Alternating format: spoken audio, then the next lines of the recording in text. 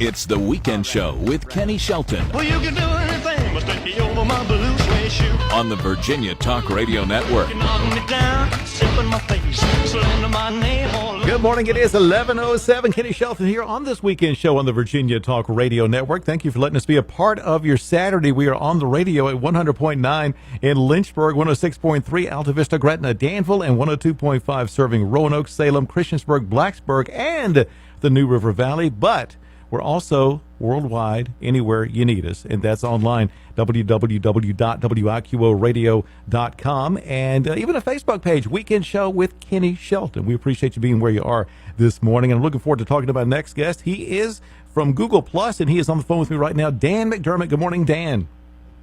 Good morning, Kenny, and you left out one broadcasting outlet.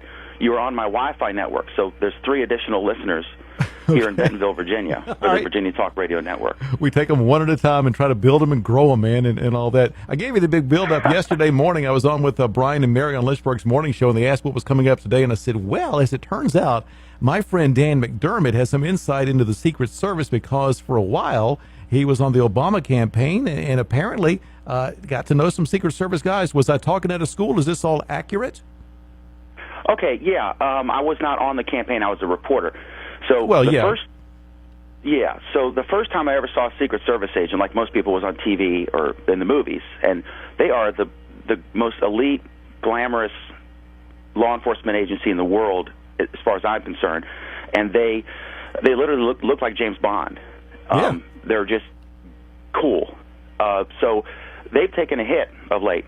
Now, the first time I saw was in London when I was a teenager, like 11th grade, and I was hired as part of the support groups when Vice President Bush came, and I got to see some of them, and they were just really, it was so cool as a teenage boy to see these guys and women too, and they had they all wear a pin, and that's how they can tell each other. Anyone who's on that detail has a certain pin. They have a bunch of them, like 50 pins or whatever. I don't know how many they have.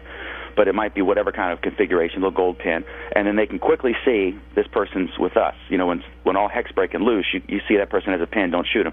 And then they have a rifle back there, and they had gigantic radio. I mean, it was like 1.5 feet tall and wide, big, strapped to them.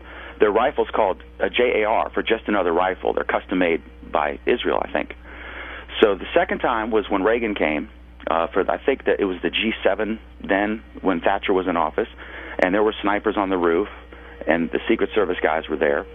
And then I saw him in Lynchburg when then Vice President Bush was running for president, and he came, and he worked the rope line. There's all these, in the congressional hearings they were talking about, you can't just let someone in the proximity of the president who hasn't been vetted. We went to the Roanoke airport to see Bush, and I think they just ushered us in. I don't know if there were metal detectors. I can't remember. But certainly there wasn't extensive background screening. And I went up and I shook George Bush's hand. I remember he was like real tall and real sweaty because it was hot. and it was just, anybody could, you can't, you're not totally protected all the time. But then when I was covering Obama, one time I was in Nissan Pavilion or Jiffy Lube Live or whatever, that you have a dumb name now. And he was there, and the Secret Service wouldn't let us talk to the crowd, which was weird. I was standing on the deck, on the platform, the raised platform. On my left, this is ironic, on my left was MSNBC, and the guy was doing a live stand-up, like 1 foot from me was the camera. On my right, 6 inches from me was the Washington Times reporter. So I was kind of like the buffer in between literally the right and the left. That was funny. And the guy, it was crazy. It was kind of arrogant, really. They wouldn't allow the media to talk to anybody, and they literally escorted me to the bathroom. If any of us had to take a leak, because we were there for you're there for like a good hour before and after. The president has to leave before you can leave, and it was a long thing. And so they literally escorted us to the restroom so we couldn't encounter anybody. And the people were free to go anywhere they wanted, the same bathroom, right? And then I was in Lynchburg covering President Obama. He went to speak for then Congressman Perriello, who ran against Robert Hurt, and unsuccessfully. He was in Charlottesville. And they wouldn't let me in. I got there, and the guy said, "You can't come in, we're full." I said, "What are you talking about? I'm credentialed." And he said, "I'm sorry." Then a buddy of mine from Fox News, who I know, one of Greta Van Sustren's reporters or producers, he comes by, and I'm like, "Dude, they won't let me in." He's like, "Well, that's ridiculous." So I'm talking to this guy. I said, "Who's in charge?" So this person said, "Oh, it's the fire marshal or whatever." So I'm standing outside. I'm like, "This is absurd." And there was plenty of room in there. And then I talked to the fire marshal. And he said he had never said any such thing, that they should have let me in. And then I went to an overlook. I was with a buddy of mine. We went to a parking garage, and I said, "Can I get a picture from above?" Because it was directly next to the this big stadium where he was. I guess it was the UVA stadium or whatever. And the guy said, he was a cop, Charlottesville cop. He said, "Look over there. You see that sniper?" I said, "Yeah, I see him." He said, "He knows I'm supposed to be standing here. He doesn't know you." So I was like, "Whoa, okay." So I did not get that photograph. I followed the gentleman's advice and decided not to do it. So and I remember when I was in the thing, they wouldn't let me in. I said, "Okay, you're the story." And I got pretty testy with the guy, this armed Secret Service agent. I was like yelling at him, and doing the whole U.S. Constitution, blah blah blah. You're sworn to First Amendment, Right. whatever you say, trying to get in. Stand up for your rights, Dan. And then I started taking his picture. But go ahead. I was going to say, stand up for your rights. Good job for you, man, because the freedom of the press, we got to get in there and get the story. And I didn't get shot by a sniper. Okay. Now, to get serious here, the president's, there are legitimate threats to the president. This president, in fact, before he was even nominated, he got Secret Service protection far earlier than most candidates, because there were all these threats. And you saw the stuff on the internet. He's from Kenya, he's a Muslim, he's a socialist, communist, all this stuff. And it just, there's a certain element of crazy out there. So they decided to do this. I think it was one of the Illinois senators asked for it, and the Secretary of Homeland Security is actually in charge now of the Secret Service. But they are an independent agency within the Homeland Security Department, and specifically in the law it says all the agents, every employee of the Secret Service, and there's about 7,000 of them with a $1.8 billion budget, all of them report directly to the Director of the Secret Service, no one outside the agency, and the Director of the Secret Service reports directly to the Secretary of Homeland Security and no one else in between. So that's clear, cut and dry, because they were taken from Treasury. Of the 44 presidents we've had, 23% have had a serious assassination attempt. 10. Of those, 40% were successful. So 9% of U.S. presidents have been shot and killed while in office. 4 out of 44.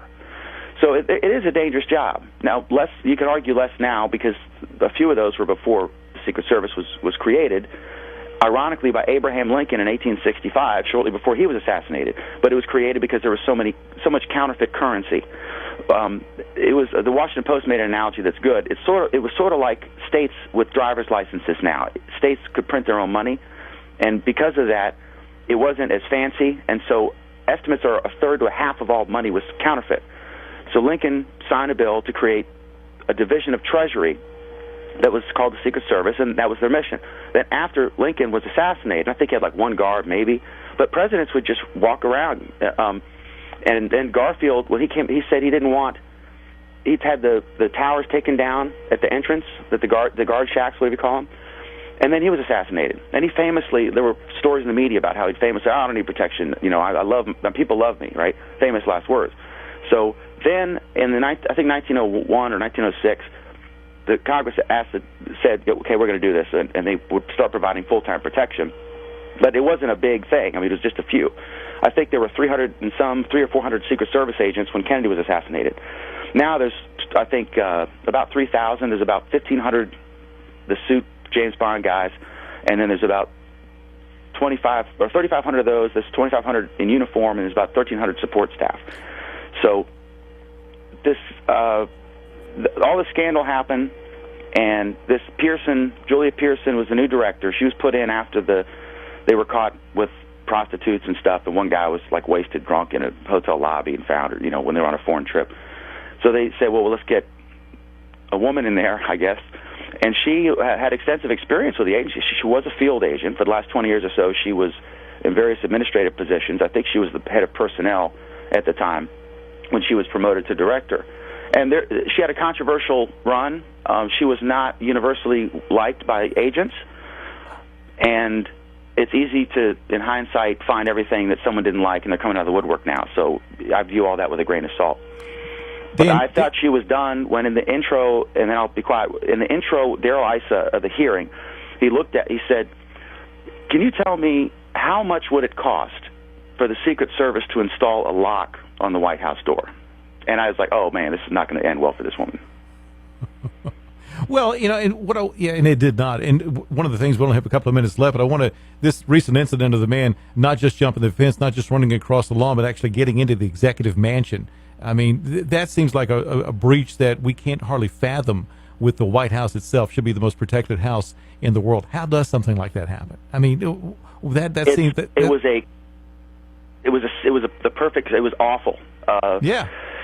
And it makes you part of their defense is the illusion that nobody can jump that fence or get to the White House, right? That intimidation, that fear that we look badass. Mm-hmm. And that has suffered, that Teflon has been scratched severely this week. And the guy went in, he actually, and they lied. They put out a thing saying that he wasn't armed and that he was tackled as soon as he entered the door. It turns out he had the run of the place for a while. There was some agent who was off duty. He had just he was on the kids' detail, saw him off to Camp David, went over, he was getting his stuff, and he heard the commotion and tackled him in the East Room. That's that room when you see the president, he's giving a major address, like I'm going to bomb Iraq or something. Definitely. And there's that red corridor that they come out. That's where they got the guy. And he ran right by the staircase, all this stuff. Then we learned about the other incidents that had happened, the guy with the gun on the elevator, and he was giddy, and they didn't even know he had a gun until his supervisor came over and fired him and said, "Give me your gun." That's when the Secret Service learned that this guy was armed. I heard a guy on the radio, he was from Africa, and I lived in Africa for 2 years in Monrovia, Liberia, Ebola Central, but they didn't have that then at the level they do now. And this guy said, I couldn't believe it. He's an African. He said, "I came to America, I saw the White House. I couldn't believe how lax the security was, because back home at the state mansion or whatever country he was in, there's literally like a military platoon with tanks and surface-to-air missiles surrounding the executive mansion, right? Here, it's like some guy can just run in there and, armed with a knife, run right by. I guess he didn't know that a little half staircase leading to the residence. It's insane. And the woman, Pierson, the director, just gave a disastrous performance. Yeah. And so I hope they get their mojo back, because I want them to look like James Bond and be the best, most elite, most effective law enforcement agency in the world, and just try something, and that's the attitude I want to see. There you go. And so we'll get back, but we're not there yet. Dan McDermott, I really appreciate your insight. You've got a lot of good insight there and good observations on all this happened with that. And this will be one of the stories we kind of keep an update on from time to time to see if the Secret Service can get their mojo back like you're talking about. Dan, thanks so much for being with us this weekend, man. Always a pleasure. It's 5 o'clock somewhere. Hang on. More of The Weekend Show with Kenny Shelton is coming up next on the Virginia Talk Radio Network. It doesn't matter. It's 5 o'clock somewhere.